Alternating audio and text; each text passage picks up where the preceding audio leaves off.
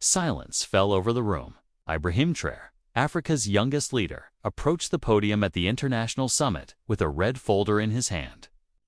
No one could have guessed that inside that folder were documents that would shake the world. Today, I will show you the truth, he said, leaning toward the microphone.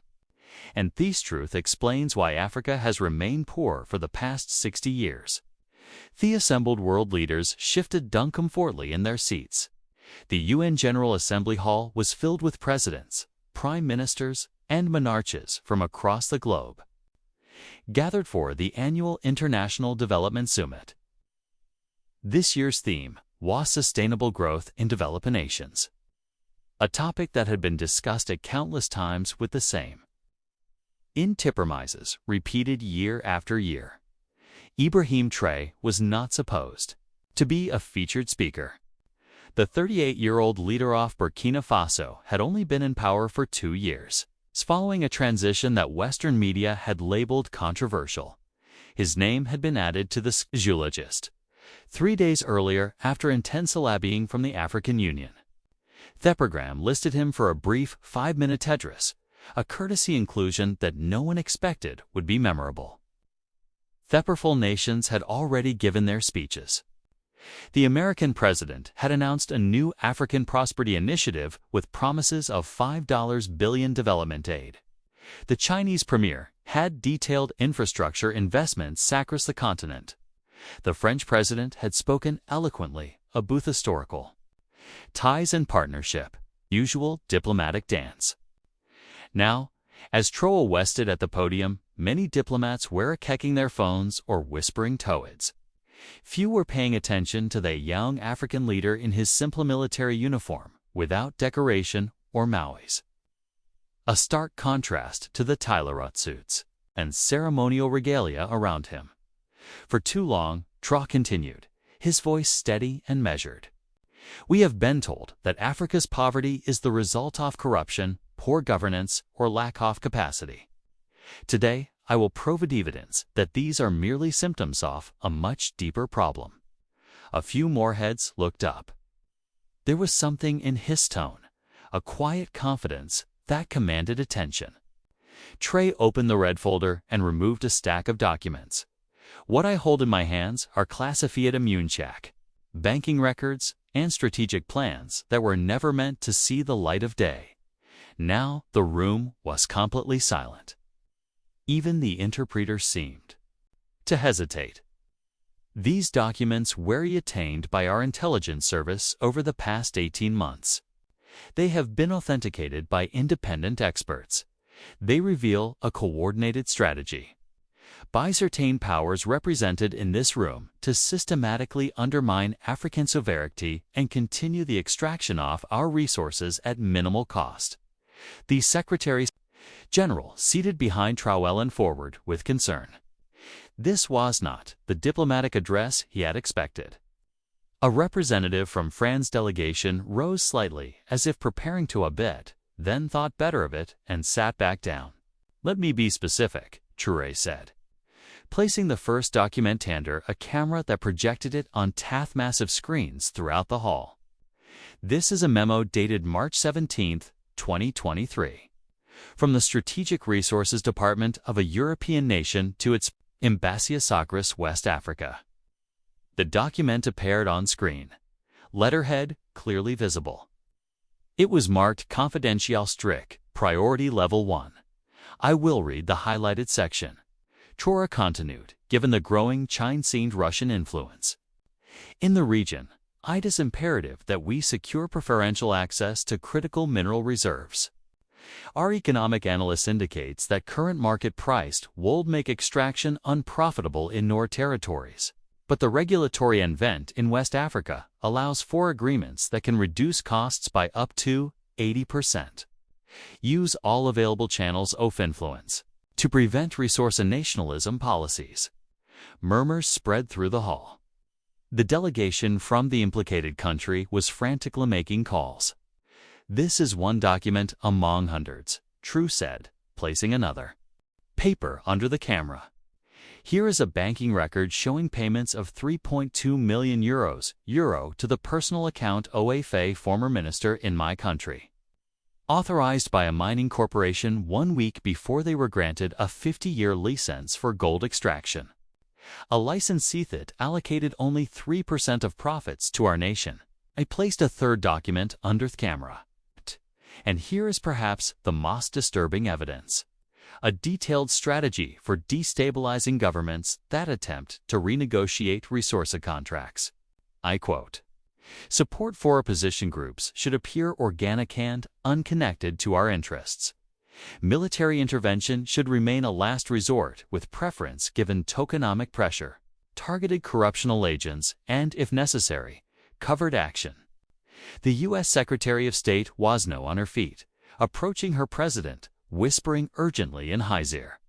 Security personnel around the hall were speaking into their rest microphones. "I did not come here to create diplomatic incidents," Traoré said, his voice still calm. "I came to change the conversation.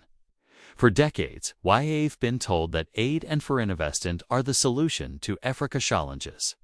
But these documents show that while public statements offer partnership, private strategies focus on continued exploitation."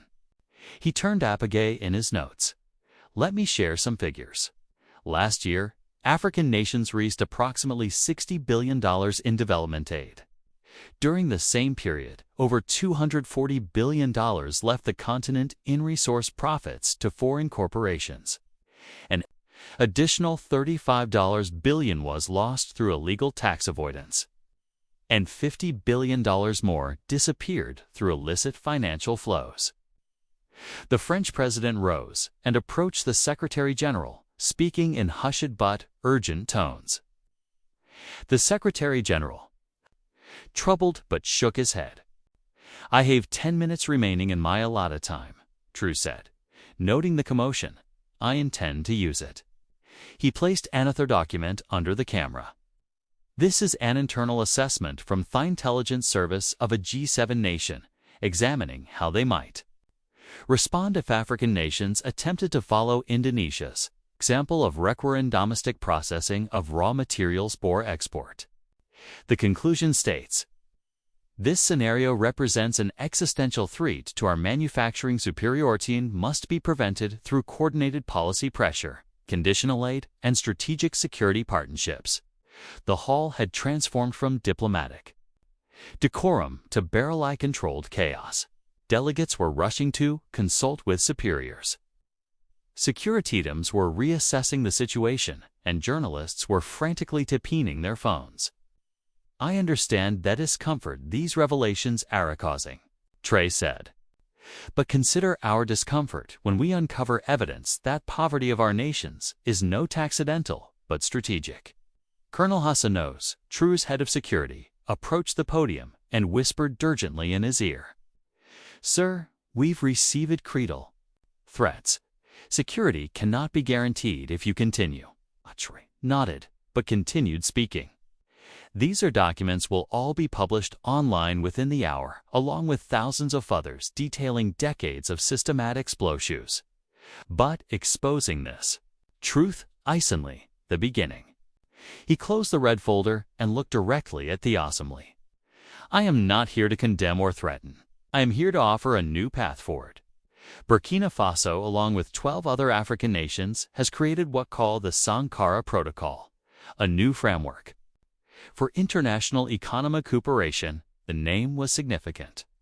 Thomas Sankara, Burkina Faso's revolutionary leader from the 1980s, had been assassinated after challenging no-colonial economic structures. The Sankara Protocol establishes 3 fundamental principles. Rea content. First, all extraction of natural resources must provide fair value to host nations with transparent contracts open to public scrutiny. Second, processing of raw materials must increasingly occur within our borders, creating jobs and building industrial capacity. Third, historical resource agreements signed under duress or through documented corruption will be subject to mandatory renegotiation. Now, a different kind of tension filled the room. This was more than an expose. It was a direct challenge to the global economic order. We recognize that change cannot happen overnight, Traoré acknowledged. The protocol includes a 5-year transition period and establishes an independent oversight body with representation from all stakeholders. But make no mistake, change will happen. He looked up from his notes, making eye contact with leaders around the room. Africa's resources will now fuel others' prosperity, while our people remain in poverty. This is not a request. This is not a negotiation. This is the new reality. The Secretary General was now standing clearly concerned about the diplomatic crisis unfolding in his assembly hall. I see my time as being cut short, Traoré said. So let me conclude with this. The documents as shown today expose a painful past and unsustainable present, but they need not determine our future. 2,000 nations implicated in these papers. We do not seek confrontation. We seek partnership, but on equal terms. He gathered his documents as Security signal began to converge near the stage. You have a choice to make. You can deny these revelations, threaten economic reprisals, or even consider more drastic measures. Or you can acknowledge that an economic system built on systematic inequality is ultimately unstable and against everyone's long-term interests. The Secretary General had reached the podium, placing a hand on Traoré's shoulder. Mr. President, I must ask you to conclude. Traoré nodded respectfully. My final words, the full digital larch, which we call the transparent files, will be available. To everyone buys time I leave this stage. The truth is now beyond anyone's control. What we do with that truth is up to all of us. As Traoré stepped away from the podium, the assembly erupted into chaos. Security personnel surrounded him immediately, rushing him toward a side exit. Delegates were shouting across the hall. Media representatives were pushing toward the stage, and the Secretary General was desperately trying to restore order. In the secure room beneath the UN building, Traoré's team was gathered around screens, monitoring the global reaction. Ye Dio, his foreign affairs advisor, looked up as he entered. It's done, she said. Her expression a mix of pride and concern. The files went live exactly as you stepped away from the podium. Download shave already started worldwide. Colonel Nukasi was less celebratory. Sir, why need to move quickly? We've received intelligence that certain agencies are considering options to contain the situation. Contain, asked Mika Owatrieri's communications director. Stata. Diplomatic language for assassination. We knew the risks, Traoré said calmly, accepting a cup of water from an aide. Are our contingency measures in place? Yes, sir, confirmed Colonel Nkosi. The additional security teams are deployed. The backup communication systems are reactive. And the second data release is scheduled for 24 hours from now, regardless of whether you give the confirmation code. This was Thine Soren's policy. A second, more detailed release of documents that would automatically trigger if Traoré was detained, killed, or otherwise silenced. The UN Secretary General is requesting an immediate meeting, said Dio, looking at her phone. And we've received communication requests from 17 heads of state in the last 3 minutes. Prioritize the African Union representatives first, Traoré instructed. Then the Secretary General. The others will have to wait. As his team coordinated the response, Traoré took a moment to center himself. The path to this day had been long and dangerous. It had begun 18 months earlier, when a young intelligence officer had brought him evidence of unusual financial transaction, a gold mining contract, that single thread, when pulled, had unraved a complex web of foreign interference, economic manipulation, and strategic exploitation that spanned decades, and crossed continents. Gathering the evidence had required building a specialized team of intelligence operatives, digital experts, and international legal advisors working in absolute secrecy. every person involved understood that powerful interests would stop at nothing to prevent this information from coming to light. "Sir," said Dio, interrupting his thoughts, "the first reactions are coming in. Western media is questioning the authenticity of the documents. Several implicated governments have assumed denials. But the African Union president has made a statement supporting the Sankara Protocol. And social media is exploding with the hashtag transparency files." And People Trop asked. The satellite feed from Ouagadougou shows thousands gathering in Revolution Square, Masaka reported, turning her tablet to show him live images. "There, watching your speech on giant screens, the sight of his citizens, many holding the red, green, and gold flag of Burkina Faso, brought a moment of emotion that he quickly controlled. This wasn't a Butham. It was about generations past and future. "Mr. President," said Colonel Nose, suddenly alert, "we have a situation. Our intelligence indicates several diplomatic vehicles are converging on our hotel, likely with extraction. Teams, we need to move to location B immediately."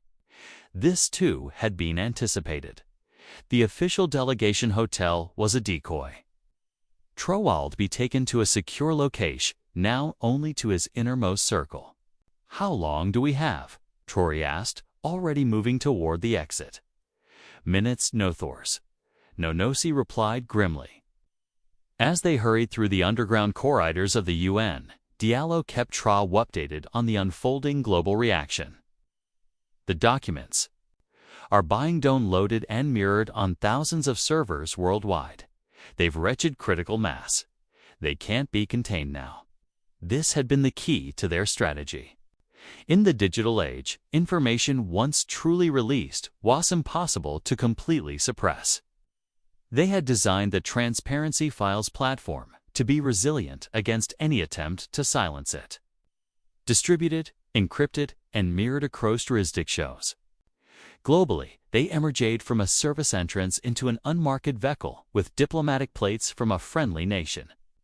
As they pulled away from the UN complex, Traoré could see the media frenzy building. Camera crews, protesters, security forces, and curious onlookers were gathering in growing numbers. "Sir," said Masika, looking at her secure phone, "you're already trending globally. Trop speech, transparency files, and Sankara Protocol the top 3 hashtags worldwide." Trop nodded but remained focused on more immediate concerns. "Colonel, what's status of our exit strategy?" "The private jet is fueled and ready at Teterboro Airport," and Kosi confirmed, "but we've received intelligence that August they may attempt to prevent departure. We have alternates in place." The vehicle moved through Manhattan traffic, part of a 3-car convoy using defensive driving techniques to evade potential followers. Traoré used at these moments to gather his thoughts. He had known from the beginning that this action would make him a target, revealing the mechanisms of economist exploitation and challenging the global power structure came with severe personal risk. History was filled with African leaders who had been overthrown or killed after challenging Western economic interests. But he had also learned from that history.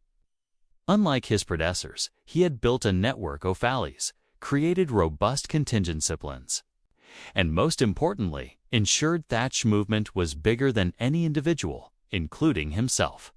"New development," reported Dio, reading from her secure tablet. "The presidents of Ghana, Tanzania, and Mozambique have issued joint statements supporting the Sankara Protocol. They're calling for an emergency African Union session." This was significant. The coalition was growing faster than expected.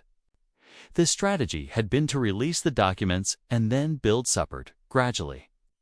But the immediacy of their response suggested that many African leaders had been waiting for someone to take the first step. And the opposition, Traoré asked, as expected. Nanasi reported denials, questions about authentication, accusations of manipulation. The French president has called it irresponsible diplomatics. The British Prime Minister is suggesting Russian disinformation. Theo's State Department has issued a statement saying they are reviewing Theo's documents. They're following Theo's standard playbook, Mosika observed. Deny, deflect, discredit, but the documents speak for themselves. Indeed, the transparency files had been meticulously organized and authenticated. Each document in Claude metadata, verification methods, and contextual information. Many contain signatures, official letterheads, and internal codes that would be impossible to fake convincingly. The convoy made an abrupt turn, switching to the contingency route as Nkosi received information about a potential roadblock ahead. Trop remained calm as Thiefkill accelerated through side streets. "Sir," said Dio, her voice betraying rare excitement. "We're receiving reports that people are gathering in capitals across Africa. Dakar, Nairobi, Johannesburg, Lagos, they're demonstrating in support of the transparency files." This was the most powerful aspect of their strategy. By exposing the truth directly to the people, they had created a movement that couldn't be easily suppressed through traditional means of pressure on governments. Colonel Traoré said, "What's the status of our defensive measures back home?" "All military units are on high alert," Nkosi confirmed. "The loyal commanders are in position. Our intelligence network is monitoring for any sign of foreign-backed coup attempts." This was the most immediate treaty. History had shown that when African leaders challenged Western economic interests to directly, sudden military coups often followed. And this phase, True asked, "Ready to implement on your command." Della confirmed. The economic sovereign intelligence is prepared for simultaneous correct in all 13 participating nations. The resource tracking system is online. The alternative banking work is standing by. The second phase was crucial. Exposing the truth was only the beginning. They needed to create new systems that would allow African nations to reclaim control of their resources and economies. Their vehicle approached a private airfield where a mid-sized jet waited on the tarmac. But as they neared the entrance, they could see unusual activity. Multiple vehicles with flashing lights and what appeared to be a security checkpoint that hadn't been there when their advance team had secured the route. "Blockade," now said tersely, implementing contingency C. The convoy made a sharp turn, heading away from the airport. Contingency C involved ground transportation to a secondary airfield in a neighboring state. But it would add hours to their journey. Hours during which anything could happen. Traoré's secure phone chimed with an encrypted mesh. He read it and showed it to his team. UNSC emergency session called. Resolution being drafted to address destabilizing allegations. Vote expected within hours. They're moving faster than anticipated, Dio said, concern evident in her voice. They'll try to seek Security Council to discredit the documents and condemn your actions. They'll fail, Trop said with quiet confidence. Too many nations have seen evidence now. The veto powers may control the Security Council, but they didn't control the truth. As their vehicle continued its evasive route, Mosika provided another update from the digital front. The transparency file server is under massive attack. Stasat's hacking efforts, but the distributed architecture is holding. Downloads continue worldwide. Traoré nodded, unsurprised. And the special pack. This referred to a specific seed-off documents. They had held back from the initial release. Evidence of illegal activities that went beyond exploitative business practices and into the realm of criminal conspiracy. Primed and ready, confirmed Dio. If they escalate beyond diplomatic pressure, we release the evidence of criminal wrongdoing. Thikamoy was now on a highway heading west, moving at high speed while maintaining secure communications. Traoré used this time to record a brief video message to the people of Burkina Faso, explaining the situation and reassuring them that he was safe and that the Mission was proceeding as planned. "My fellow citizens," he said, looking directly into the camera of his secure device. "Today, we have taken an irreversible step toward true independence, not just for Burkina Faso, but for all of Africa." The documents we have released prove what many have long suspected, that our poverty is no accidental, but the result of systematic exploitation, he continued with measured confidence. In the coming hours, Ande's powerful interests will attempt to discredit this evidence. They may threaten our economy, our security, even my life, but they cannot threaten our truth. The transparency files are now in the hands of the world. The Sankara Protocol offers a path forward, and together we will build an Africa that controls its own resources and determines its own future. As he concluded the recording, Colonel Nakasir received new intelligence. "Sir, we have a confirmation that extraction teams from at least 2 foreign intelligence agencies are actively searching for you in New York. The UN Secretary Generalis requested international protection for you. But it's unclear if that request is genuine or a means to locate you." Traoré considered this information. "Continue with contingency. See no contact with anyone outside our secure network until we're airborne. The next few hours will be critical. If they could get safely out of the United States and back to Burkina Faso, Traoré could lead the next phase directly. If not, the contingency plans would activate automatically and the movement would continue without him."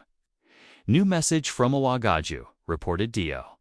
"The Parlamentas convened an emergency session and unanimously ratified the Sankara Protocol. They've also issued a declaration of economic sovereignty. This was proceeding faster than planned. A welcome development that indicated how ready the ground had been for this moment." "Sir," said Mika, looking at her tablet with wide eyes. "You need to see this." She handed him the device which showed a live news broadcast. The presidents of Mali, Niger, Chad, and Guinea were holding an impromptu joint press conference. The Malian president was speaking, have reviewed through documents released by President Traoré and can confirm their authenticity. They match evidence our own intelligence service have gathered over years. Today, we stand with Burkina Faso and denotes our immediate adoption of the Sankara Protocol. The coalition was growing by the hour, far faster than they had dared hope. The momentum was building toward a tipping point where attempts to suppress the movement would only strengthen it. Their convoy approached a small regional airport where a private jet with diplomatic credentials from a South American ally waited. This time, there was no blockade divisible, kilometer secure, confirmed Nick Kosi after receiving reports from their advanced team. "We have a clear departure window." As they pulled onto the tarmac, Traoré felt a moment of reflection. Decades of history had led to this point, generations of exploitation, leaders who had tread before and been silenced. The weight of all this history rested on what happened in the coming days. Boarding the aircraft, he took his seat as his team established a secure communication circuit in the main cabin. As they prepared for takeoff, Dio approached with her tablet. "Mr. President, we're receiving messages from leaders across the global south. Not just Africa, but Latin America, Southeast Asia, the Caribbean. They're requesting access to the Sankara Protocol framework. This was unexpected, but logical. The patterns of source exploitation documented in the transparency files weren't limited to Africa.